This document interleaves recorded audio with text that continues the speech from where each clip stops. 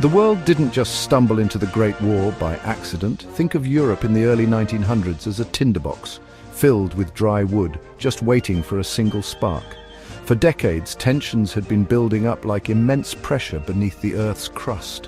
One of the biggest reasons for this was a growing sense of nationalism. People across the continent felt an intense pride in their own country, and this often led to a deep suspicion of their neighbors. This wasn't just about waving flags, it was a powerful belief that one's own nation was superior and destined for greatness, even if it meant taking land or power from others.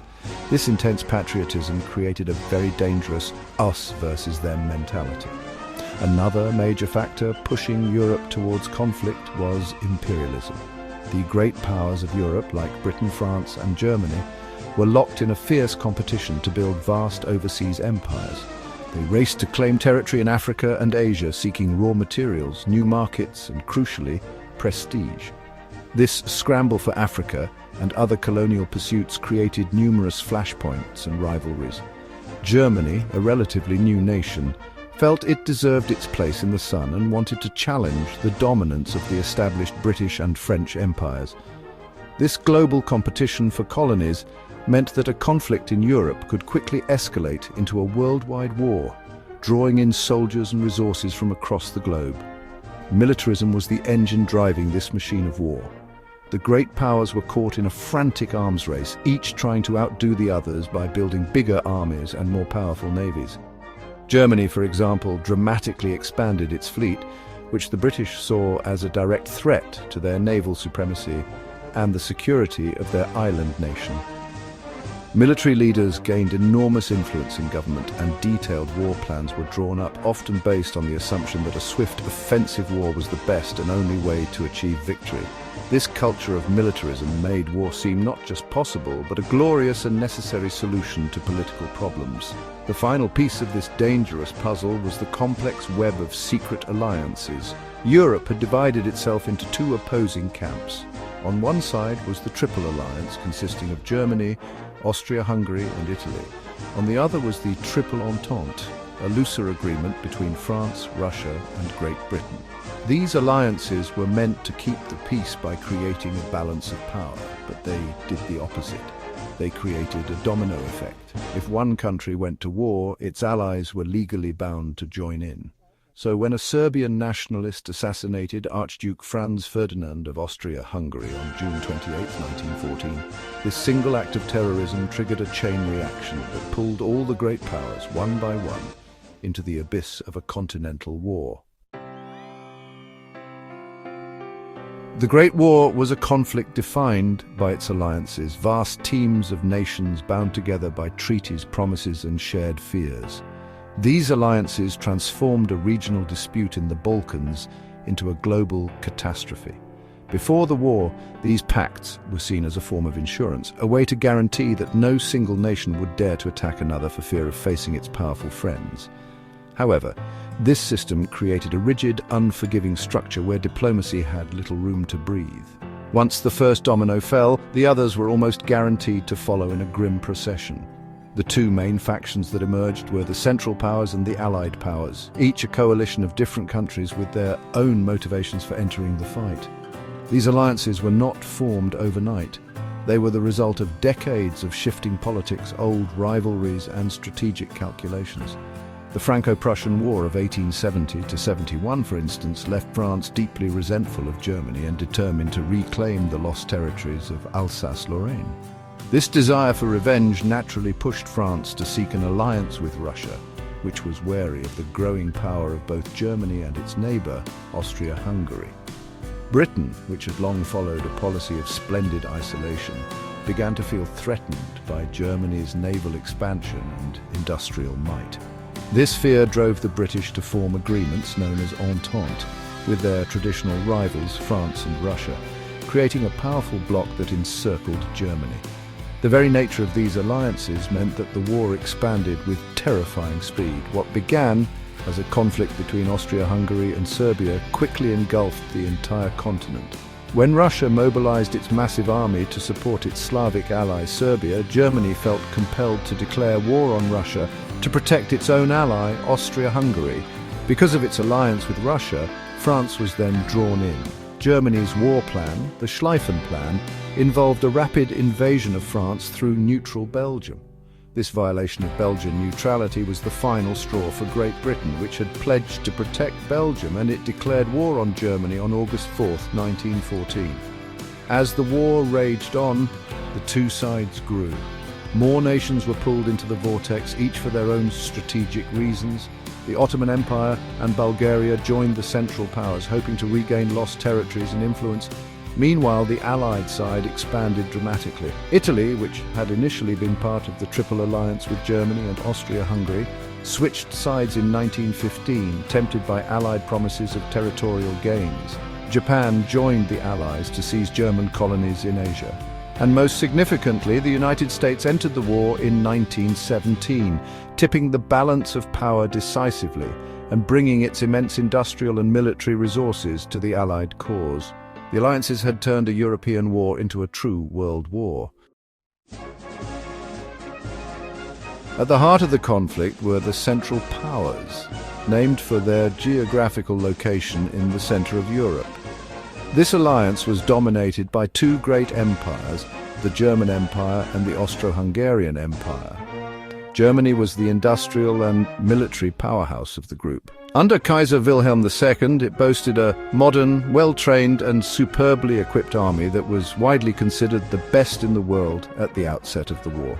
German military strategy was aggressive and ambitious, famously embodied in the Schlieffen Plan, which aimed to knock France out of the war with a lightning-fast strike before turning to face the vast Russian army in the east.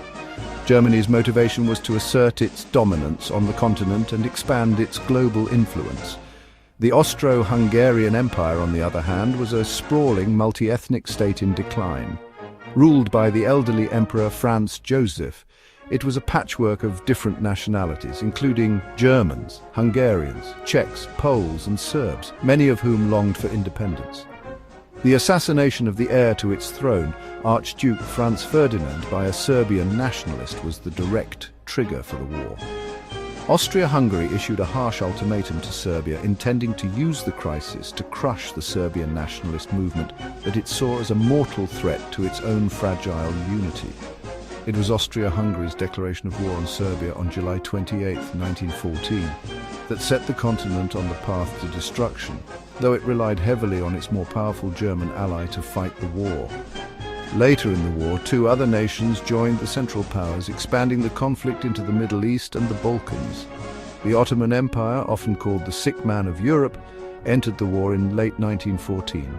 Its leaders hoped that by allying with Germany, they could reverse decades of territorial losses and modernize their state.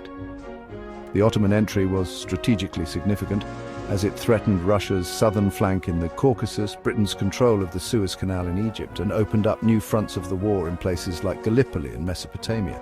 The Ottomans' participation added a new, complex dimension to the war, turning it into a truly global struggle. The final member of the Central Powers was Bulgaria, which joined in late 1915. Bulgaria was motivated by a desire for revenge against its neighbors, particularly Serbia, which had defeated it in the Second Balkan War of 1913. By siding with the Central Powers, Bulgaria hoped to reclaim territory it believed was rightfully its own. The Bulgarian army proved effective in the Balkans, helping to crush Serbia and secure the region for the Central Powers. Together, these four nations fought against the much larger Allied coalition, caught in a giant pincer between the Russian front in the east and the Anglo-French front in the west, a two-front war that would ultimately drain their resources and lead to their defeat. Opposing the Central Powers was a vast and diverse coalition known as the Allied Powers, or the Entente. This group was initially built around the core of the Triple Entente: France, the British Empire and the Russian Empire. France entered the war with a burning desire for revenge against Germany for its defeat in the 1870-71 Franco-Prussian War and the loss of the provinces of Alsace-Lorraine. The French army, though not as technologically advanced as the German one at first, fought with incredible courage and determination. especially when defending their homeland from invasion. For France, the war was a desperate struggle for national survival, and much of the bloodiest fighting on the Western Front would take place on French soil. The British Empire joined the war when Germany invaded neutral Belgium. Britain's primary goals were to maintain the balance of power in Europe, protect its vast overseas empire, and ensure the freedom of the seas from the threat of the German navy. While Britain's professional army was small at the start of the war, its navy was the most powerful in the world, allowing it to impose a crippling naval blockade on Germany. Britain also drew on the immense resources of its global empire, with millions of soldiers from Canada, Australia, New Zealand, India, and South Africa coming to fight for the Allied cause. This imperial contribution was absolutely vital to the war effort. The Russian Empire, the so-called Russian steamroller, was the third major original ally. With its enormous population, Russia was able to field the largest army in the war. Its role was crucial in the early stages, as its surprisingly rapid mobilization forced Germany to divert troops to the Eastern Front, weakening the initial German attack on France and likely saving Paris from capture. However, Russia was industrially underdeveloped compared to its allies and enemies. It struggled to equip and supply its vast armies and suffered staggering casualties. The immense strain of the war would eventually lead to the collapse of the Tsarist regime and the Russian revolutions of 1917, which took Russia out of the war. The Allied coalition grew significantly as the war progressed. Italy joined in 1915, opening a new front against Austria-Hungary in the mountains of the Alps. Japan sided with the Allies early on, seizing German colonial possessions in China and the Pacific. But the most decisive addition was the United States, which declared war on Germany in April 1917.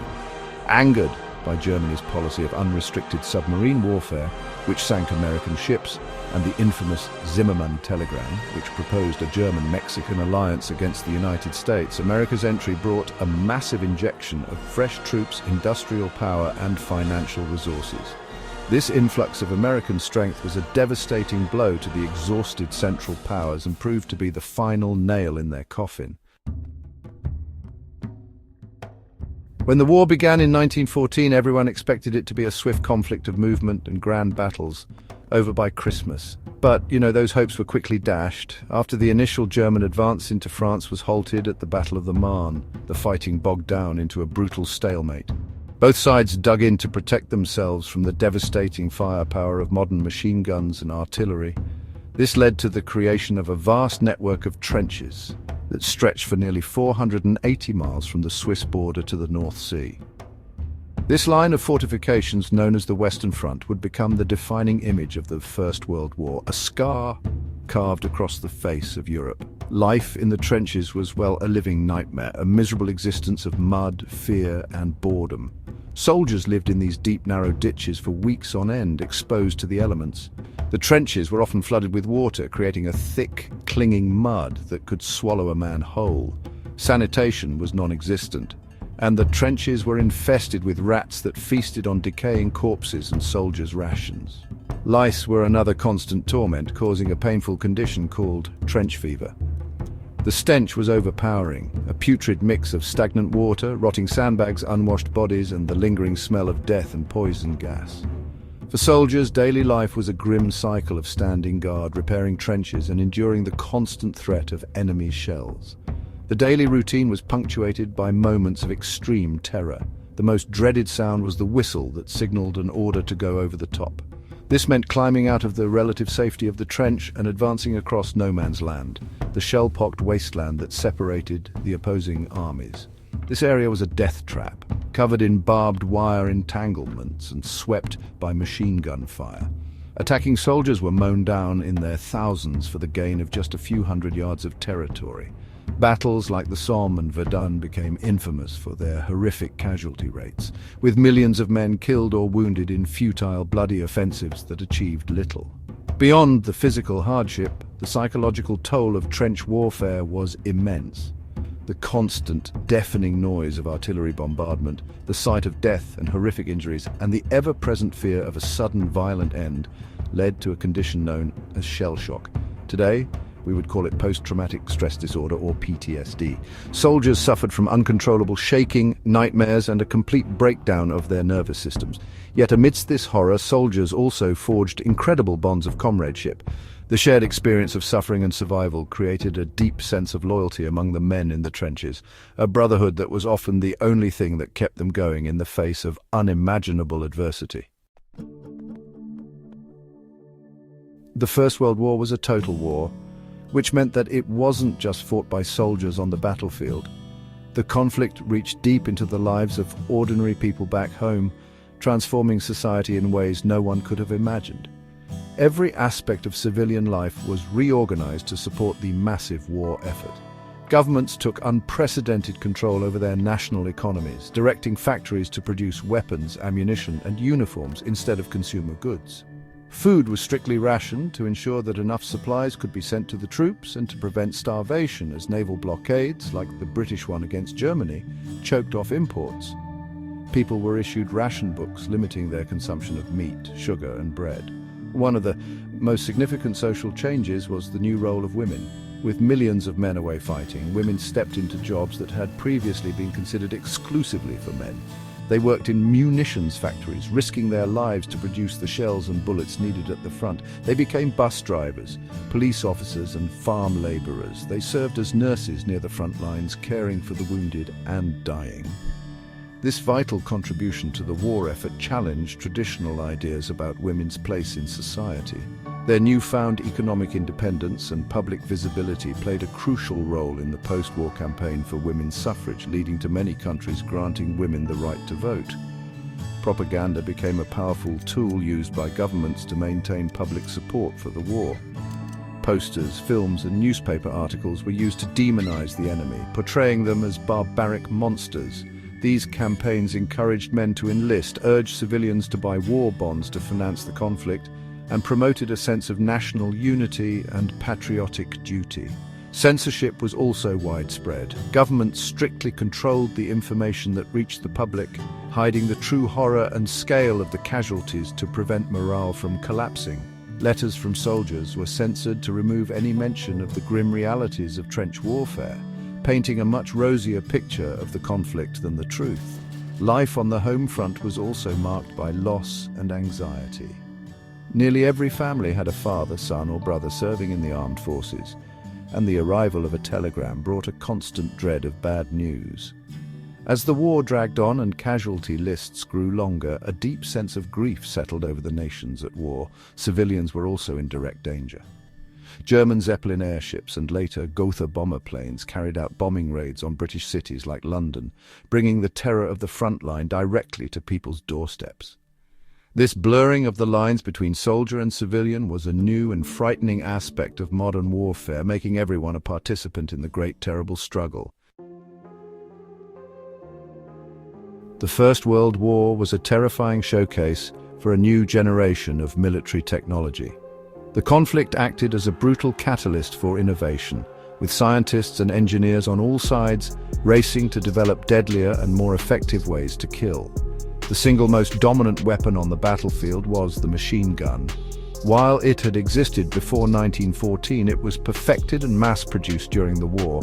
A single, well-placed machine gun could fire hundreds of rounds per minute, mowing down waves of attacking infantry with horrifying efficiency. It was this defensive firepower that forced armies into trenches and created the bloody stalemate of the Western Front, making the old tactics of cavalry charges and massed infantry assaults obsolete and suicidal. Artillery also underwent a dramatic evolution, becoming bigger, more accurate, and more destructive than ever before. Giant cannons, like Germany's Big Bertha, could hurl enormous explosive shells over many miles, capable of obliterating trenches, fortifications, and entire villages. The relentless, thunderous bombardments that often preceded an attack lasted for days, churning the landscape into a cratered, lifeless moonscape. This creeping barrage, where artillery fire moved forward just ahead of the advancing infantry, was a key tactic. The sheer scale and power of artillery fire was responsible for more casualties than any other weapon in the war, and its constant noise contributed significantly to the psychological trauma suffered by soldiers. In an attempt to break the deadlock of the trenches, both sides turned to chemical warfare.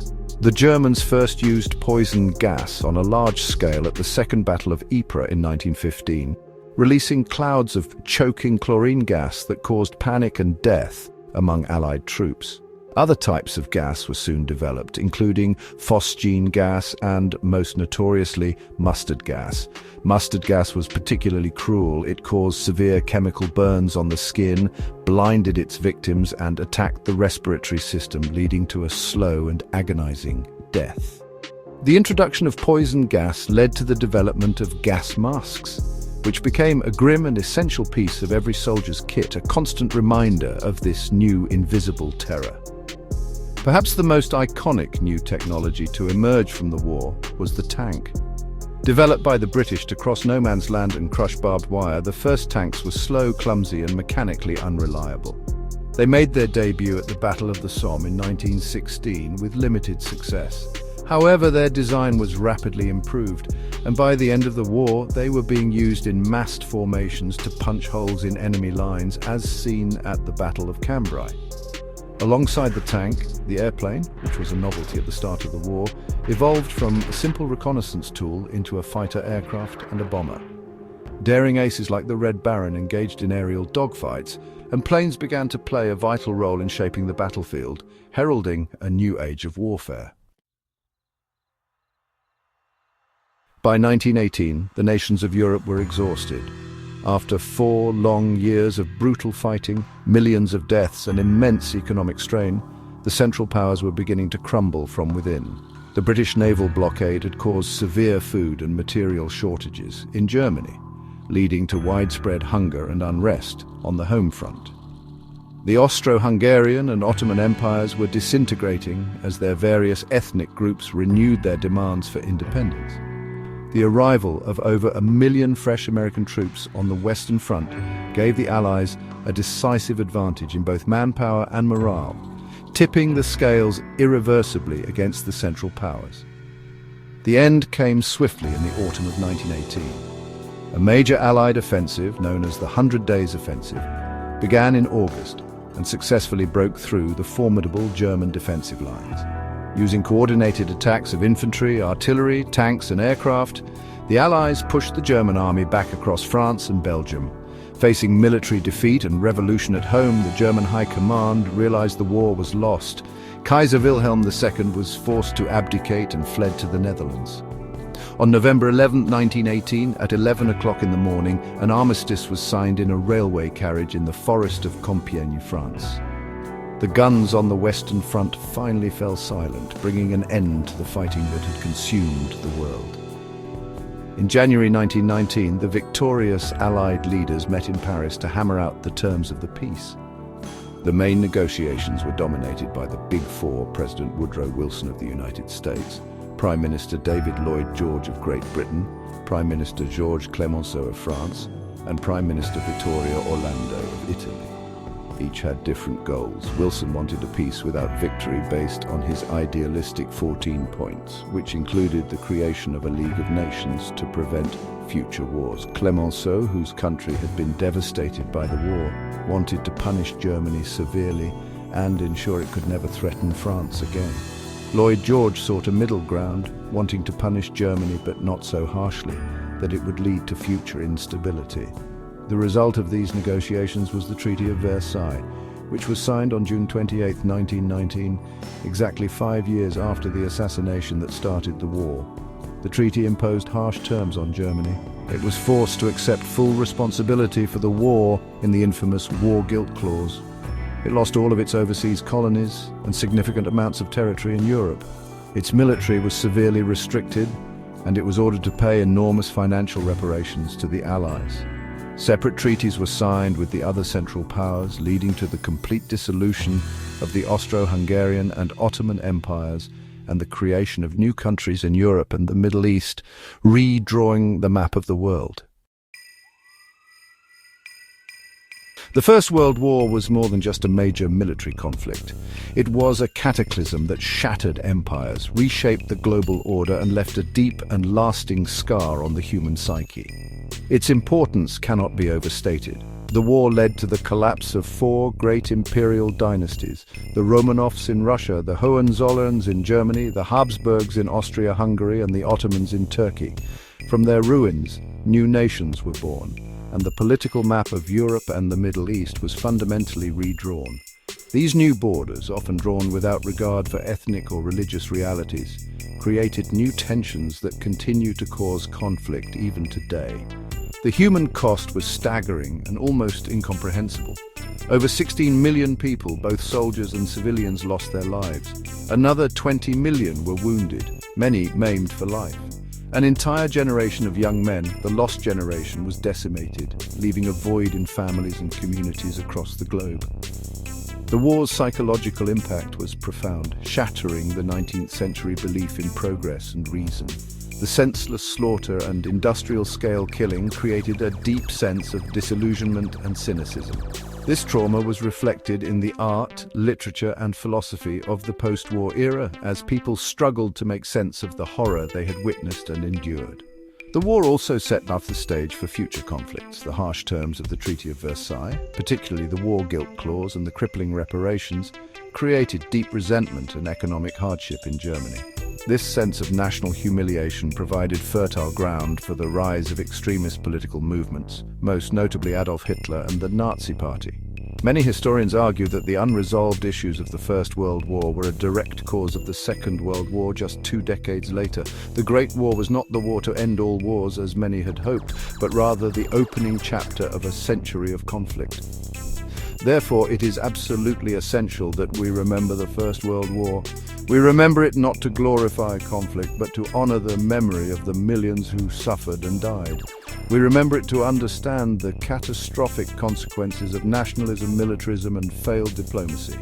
By studying the causes and consequences of this terrible war, we learn vital lessons about the fragility of peace and the importance of international cooperation and understanding.